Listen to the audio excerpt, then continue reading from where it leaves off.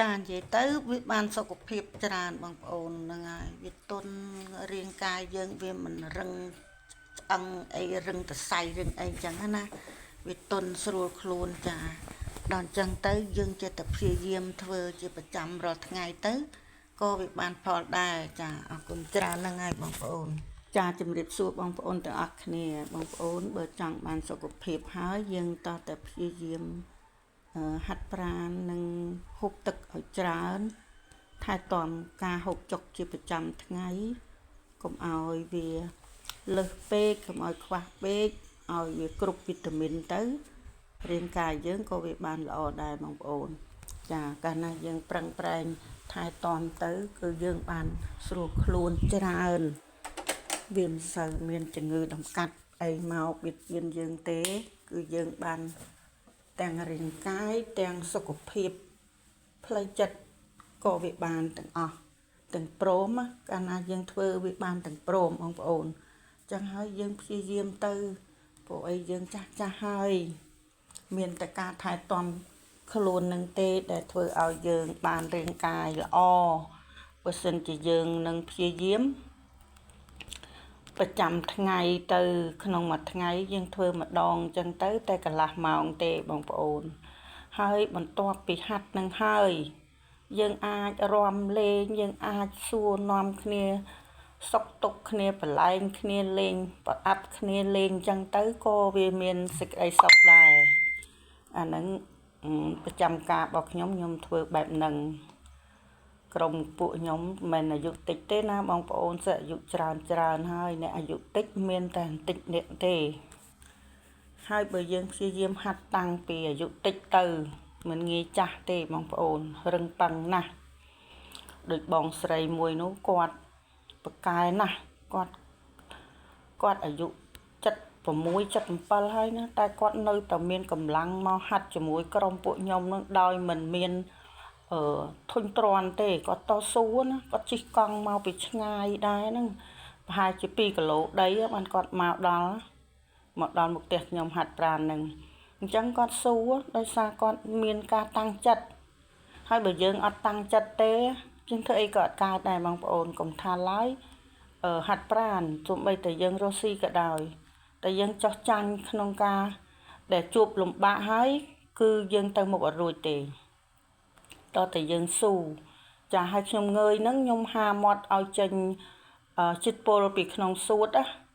ហាមាត់ចឹងទៅខ្យល់វាប៉ើងទៅហើយអញ្ចឹងជាតិពុលនៅក្នុងខ្លួនយើងនៅក្នុងសួតយើងវាហើរចេញហើយដោយសារអីពេលហ្នឹងយើងបាច់ញើសខ្លាំងហើយវាក្តៅសាច់យើងពេលដែលយើងហាត់ហ្នឹងគឺក្តៅសាច់ណាស់អញ្ចឹងហើយក្នុងចំណោមអ្នកហាត់នឹងខ្ញុំប្រាប់ឲ្យគាត់ធ្វើអ្នកណាធ្វើក៏ធ្វើទៅអ្នកណាមិនធ្វើក៏ឲ្យទៅចាហើយបងប្អូនដែលគាត់តាំងចិត្តដែលធ្វើបានគឺអ្នកដែលធ្វើបានគឺបានមែនបងប្អូនដោយឲ្យមួយនៅខាងឆ្វេងដៃខ្ញុំហ្នឹងនៅមុខហ្នឹង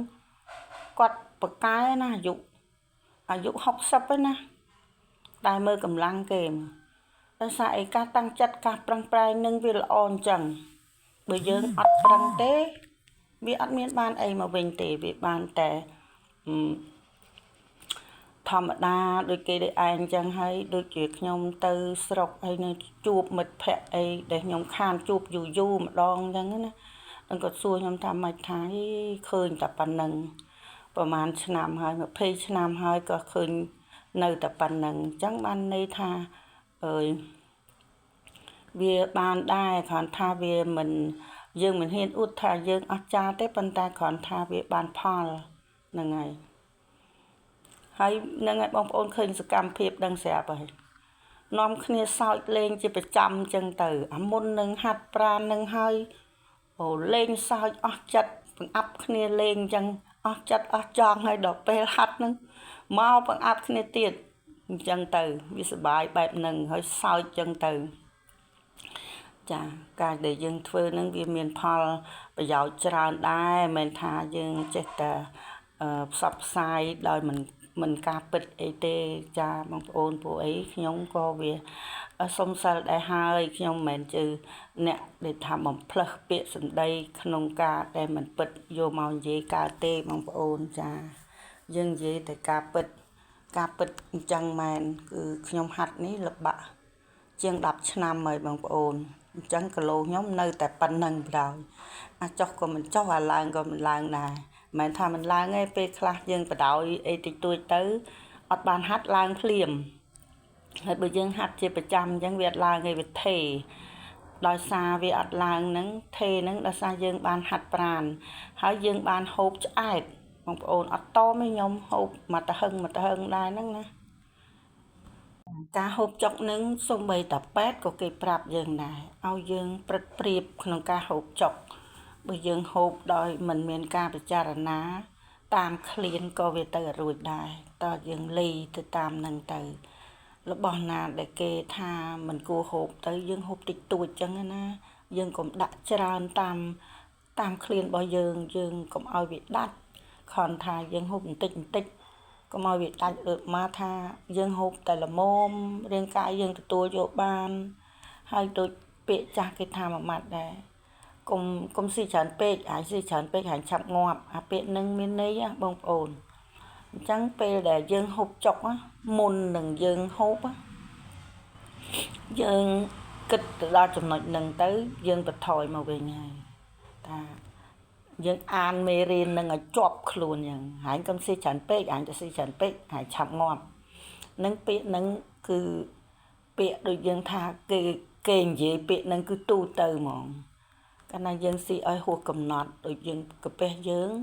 វាទទួលបានតែល្មមទេហើយកាពះក្មេងដាក់មកឆ្អែតលៀនភ្នែកមិនក៏វានៅតែមានកម្លាំងរំលាយអាហារបានដែរដល់យើងចាស់កាពះយើងក៏វាខ្សោយឧទាយើងដាក់ឡើងណែនទៅវាអត់នៅទៅណាវាស្តុបនៅក្នុងនឹងហើយយើងក៏ពិបាកក្នុងខ្លួនទៀត